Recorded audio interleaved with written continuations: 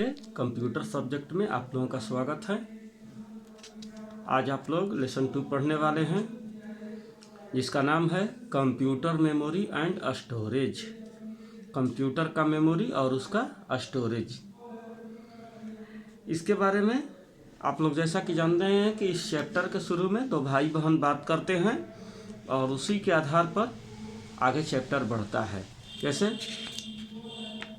भाई बोलता है like we remember things and store them in our brain, a computer has memory to store things. लड़की बोलता है wow that's great, tell me more about it. भाई बोलता है कि मुझे जहाँ तक याद है कि हम लोगों का भी अपना मेमोरी होता है, कोई चीज़ याद करने के लिए, कोई चीज़ स्टोर करने के लिए, स्मृतियों को इकट्ठा करने के लिए।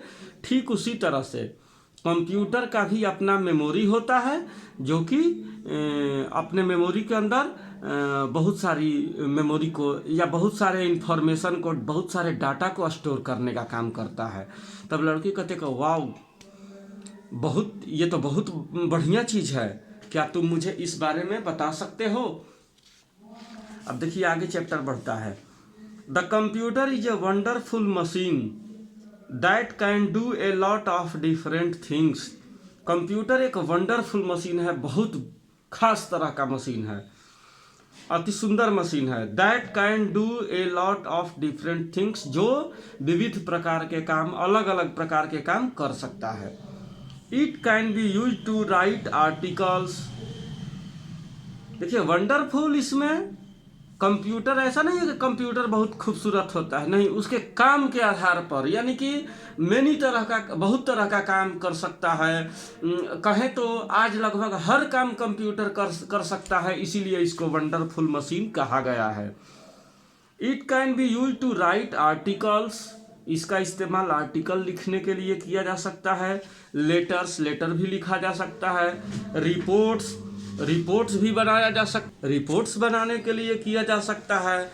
क्रिएट प्रोजेक्ट्स, प्रेजेंटेशन आल्सो, प्रस्तुतिकरण, प्रोजेक्ट इत्यादि बनाने के लिए किया जा सकता है।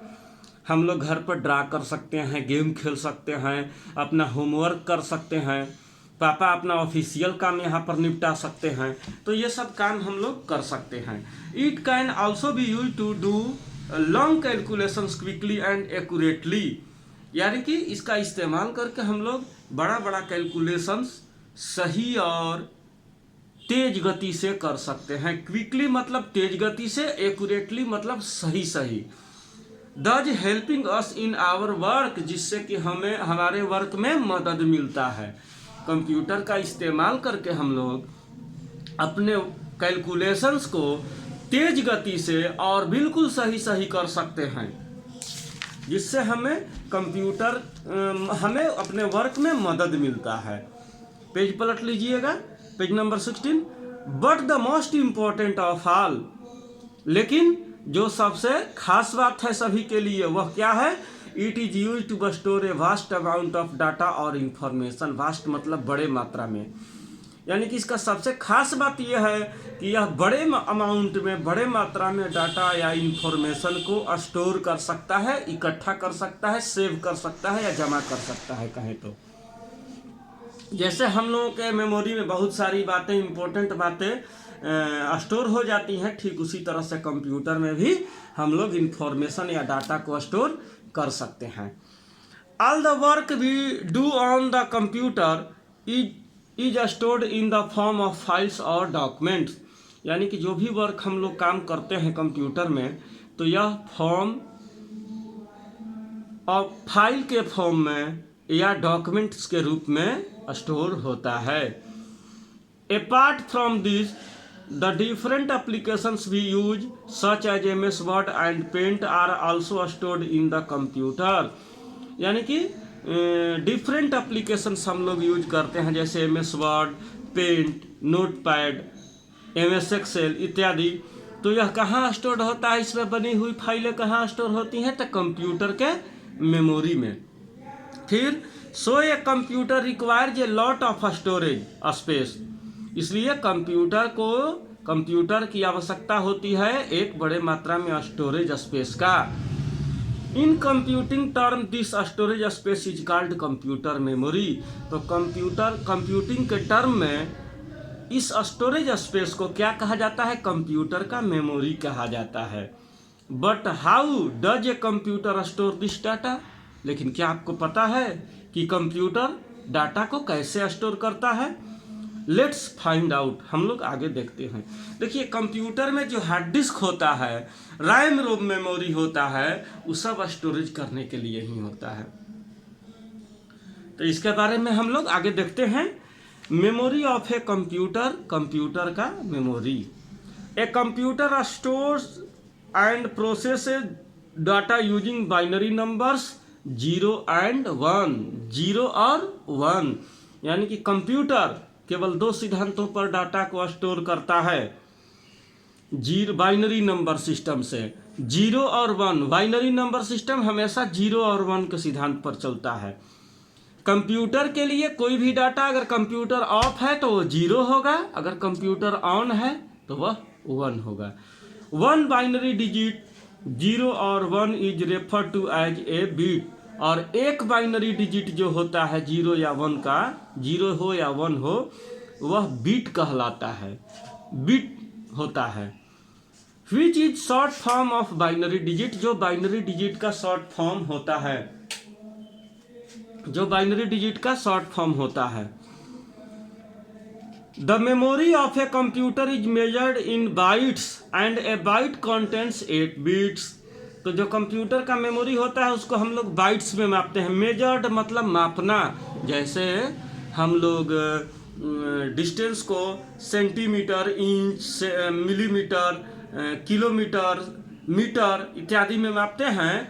लिक्विड को मिलीलीटर, लीटर में मापते हैं। ठोस वस्तुओं को ग्राम, किलोग्राम में मापते हैं। ठीक उसी तरह से कंप्यूटर के मेमोरी को हम लोग बाइट्स में मापते हैं। सबसे छोटा इकाई बिट होता है, ध्यान रखिएगा। 1 बिट सबसे छोटा इकाई होता है। और 8 बिट्स जब मिलते हैं तो 1 बाइट बनता है। 8 बिट्स जब मिलेगा तब 1 बाइट बनेगा।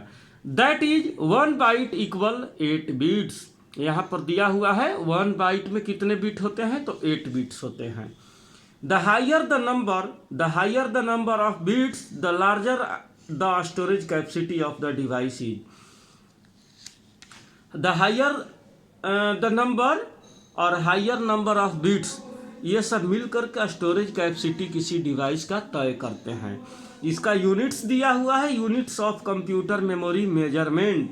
कंप्यूटर मेमोरी मेजरमेंट्स का यूनिट, देखिए सबसे छोटा इकाई होता है, यूनिट होता है 1 बिट ना। इसका क्या होता है, इसका बराबर 0 और 1। 0 और 1 बाइनरी नंबर मिलता है, या तो 0 या 1, तब जाकर के 1 बिट बनता है। फिर 8 बिट जब मिलता है तब जाकर के क्या बनता है, 1 बाइट। और 1024 बाइट्स जब मिलता है तब जाकर के बनता है 1 किलोबाइट, जिसको केबी के नाम से हम लोग जानते हैं। डाटा चलाते समय हम लोग केबी और एमबी का बात करते हैं मोबाइल में या कंप्यूटर में।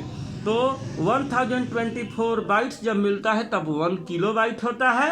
1024 किलोबाइट जब मिलेगा तब 1 मेगाबाइट बनेगा, जिसको एमबी बोलते हैं हम लोग।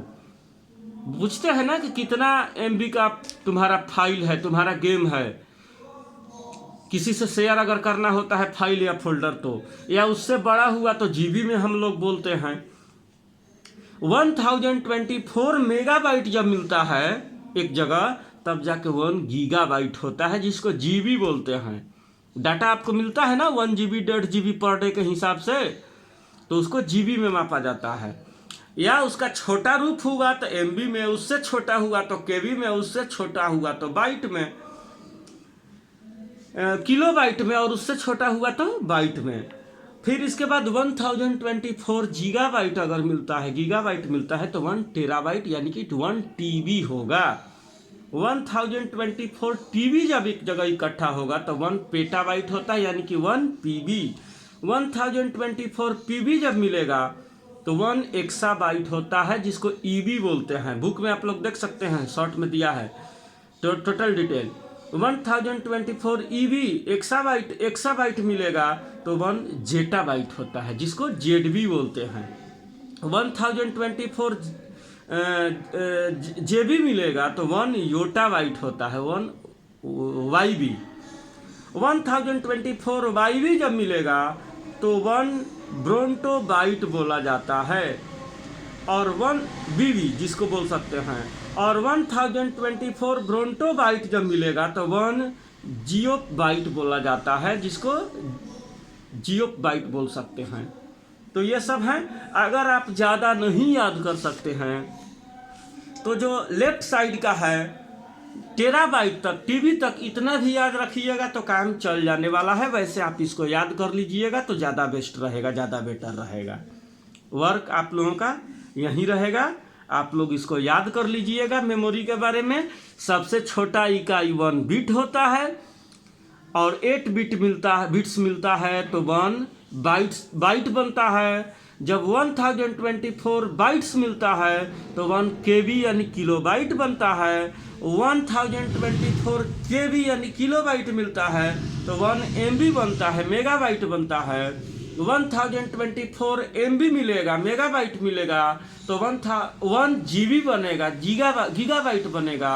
और 1024 गीगाबाइट मिलेगा तो 1 टीबी बनेगा, यानी कि 1 टेराबाइट बनेगा। तो इतना भी अगर याद रखिएगा तो आगे बहुत ज़्यादा याद करना ज़रूरी नहीं है। अगर याद करते हैं तो और बेस्ट है। तो आज के लिए बस इतना ही। अगले दिन के वीडियो में हम लोग टाइप्स ऑफ मेमोरी देखेंगे। ठीक है, थैंक यू।